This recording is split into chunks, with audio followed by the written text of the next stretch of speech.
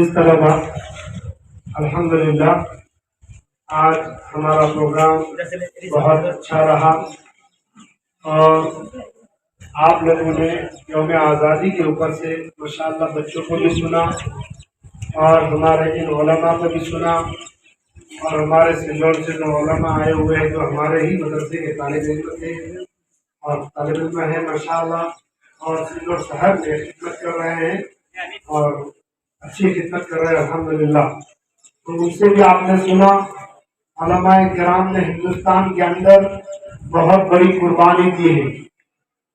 वो बात अलग है कि आज वो भुला दी जा रही है, लेकिन इंशाअल्लाह आने वाली नस्लें तक भी वो याद रखेगी और याद रहेगा कि हमारे हिंदुस्तान का उलमा ने एक यौम आज़ादी के अंदर बहुत ही बड़ी कुर्बानी दी है।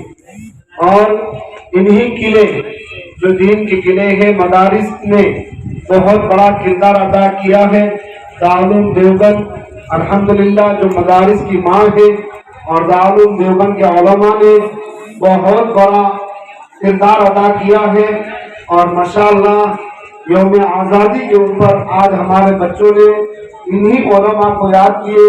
अल्लाह ताला इन उलमा की कब्रों को नूर से मुनव्वर फरमावे, अल्लाह ताला उनको गनी के रहमत फरमावे, अल्लाह ताला उनकी कब्रों को नूर से मुनव्वर फरमावे।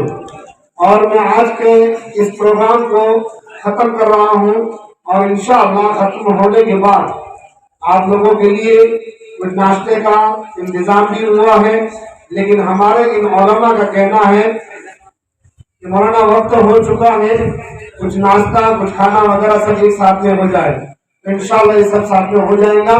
तो मैं इन्हीं बातों पर अपनी बात को ख़त्म करता हूँ। आखिर दावाना अल्हम्दुलिल्लाह रब्बिल आलमीन।